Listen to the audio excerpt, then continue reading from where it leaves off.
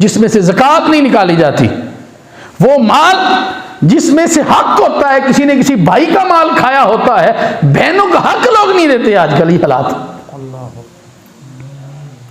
اگر بیچاری اپنا حق مانگنے کے لیے آ جائے کہ بھائی جان میرا حق بنتا ہے، لڑائی شروع ہو جاتی ہے، اور ختم کہاں پہ ہوتی ہے؟ بس بھائی میرا تیرا تعلق ختم، اگر تو نے جو ہے وہ وراثت میں حصہ لینا ہے تو بس یہی سمجھ لا بھائی تیرا مر گیا ہے، پھر حصہ لے لے۔ اور بھائی کیسے تو بہن کی وراثت جو ہے اس پہ قبضہ کر کے تو نمازیں پڑھتا ہے؟ کائی کی تیری نمازیں ہیں بتا مجھے؟ بھائی کا تو حق مار کے نمازیں پڑھتا ہے، کون سی نمازیں ہیں تیری؟ اور بھائی سب سے پہلے جو ہے رزق حلال ہونا ضروری ہے، اور رزق حلال پھر جب تم اللہ کی راہ میں دیتے ہو تو پھر اللہ تبارک و تعالیٰ بھی اپنی شان کے لائق دائیں ہاتھ سے قبول فرماتا ہے۔ رزق حلال ہونا ضروری ہے۔ پھر علیہ الصلوۃ والسلام کی حدیث مبارکہ ہے، حضور علیہ الصلوۃ والسلام نے ارشاد فرمایا، جون سا شخص ایک کپڑا خریدتا ہے 10 درہم کا، کتنے درہم کا؟ 10 درہم کا کپڑا خریدتا ہے، اور 10 درہم میں سے 1 درہم مال حرام ہے۔ صرف مال حرام کتنا ہے؟ 1 درہم۔ علیہ الصلوۃ والسلام نے ارشاد فرمایا باقی 9 جو ہے درہم حلال کے ہیں، اس کے رزق حلال ہے۔ فرمایا جون سا کپڑا پہن کے وہ ایک جس میں رزق حرام کا ہے وہ پہن کے نمازیں پڑھے گا، اللہ تبارک تعالیٰ ایسے بندے کی نمازوں کو قبول ہی نہیں فرماتا، نہیں قبول فرماتا۔ تو اللہ کی راہ میں خرچ کریں، رزق حلال میں سے رزق حلال کمائیں۔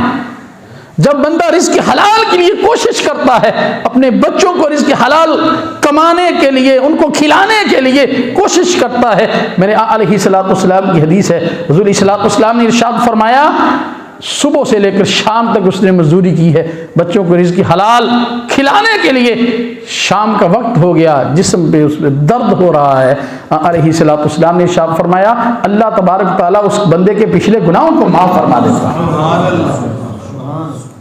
یہ رزق حلال کے لیے کوشش کر رہا ہے۔ تو بھائی اللہ کی راہ میں اگر خرچ کرنا ہے تو رزق حلال، اور یہ بھی یاد رکھ لیں بعض لوگ یہ سمجھتے ہیں جو اس نے فلاں کام کیا تو بڑا امیر ہو گیا، رزق حلال جو ہے وہ بڑھتا ہے، اور رزق حرام جو ہے وہ بڑھتا نہیں، برکت ختم ہو جاتی ہے۔ اس میں بولا میں مثال دیتے ہیں، کہتے ہیں کہ دیکھیں بھائی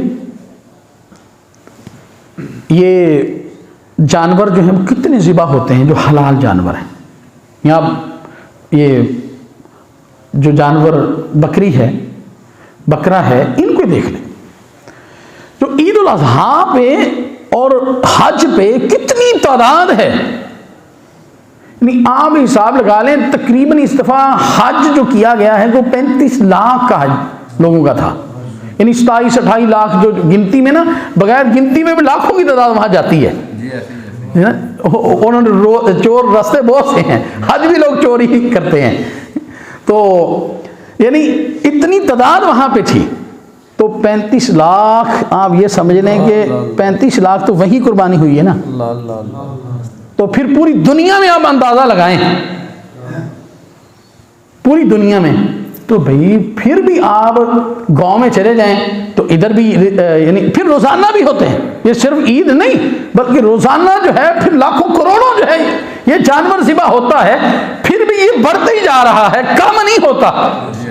اب حرام جانور کو دیکھ لیں، کتا ہے، کتیا کتنے بچے دیتی ہے؟ 5-7 دیتی ہے، اور بکری جو ہے وہ 2 دیتی ہے، 1 دیتی ہے، تو تعداد زیادہ جو ہے وہ بکرا اور بکری کی ہے۔ آپ کو جو ہے وہ جتنی بکریاں نظر آئیں گی اتنے کتے نظر نہیں آئیں گے۔ وجہ اس کی کیا ہے؟ وجہ یہی ہے کہ اللہ تبارک و تعالیٰ نے جو رزق حلال ہے اس کے اندر جو ہے وہ برکت رکھی ہوئی ہے، وہ بڑھتا ہے، وہ کم نہیں ہوتا۔ تو رزق حلال کے اندر برکت ہے، اور رزق حرام جو ہے وہ بڑھتا نہیں ہے، یاد رکھ لیں۔ آپ ایسا کام بہت سے لوگ میں نے دیکھے ہیں کہ وہ رشوت لیتے ہیں، ایسے غلط کام کرتے ہیں، ہوتا کیا ہے؟ بیٹا بیمار ہو گیا، اللہ، ہاں یہ ایسے ہی ہے، یہ گھر میں یہ مسئلہ بن گیا، ہاں اسے اپنے بیماری لگ گئی، یہ نکل جاتے ہیں، یاد رکھ لیں۔ اس لیے رزق حلال اپنی اولاد کو کھلائیں، اور یاد رکھ لیں اگر آپ چاہتے ہیں کہ آپ کی اولاد نیک ہو جائے، ان کو رزق حلال کھلانا شروع کر دیں، یہ بنیادی چیز ہے۔ تو وَمِمَّا رَزَقْنَاهُمْ يُنْفِقُونَ، فرمایا جو ہم نے ان کو دیا ہے، جو مومن لوگ ہیں، جو ایمان والے ہیں، وہ اللہ کی راہ میں اس کو کیا کرتے ہیں؟ خرچ کرتے ہیں۔ تو یہ تیسری صفت جو ہے اللہ تبارک و تعالیٰ نے جو ہے مومنوں کی جو ہے وہ بیان فرمائی۔ اللہ تبارک و تعالیٰ ہمیں بھی اللہ کی راہ میں خرچ کرنے کی توفیق عطا فرمائے، اور اللہ کے ان نیک بندوں میں شامل فرمائے جن کا تذکرہ اللہ تبارک و تعالیٰ نے اس سورہ بقرہ کی آیات میں کیا ہے۔ اللہ تبارک و تعالیٰ ہم سب کو دین متین کی سمجھ عطا فرمائے اور صراط المستقیم پر چلنے کی توفیق عطا فرمائے۔ وما علیہ الا البلاغ المبین۔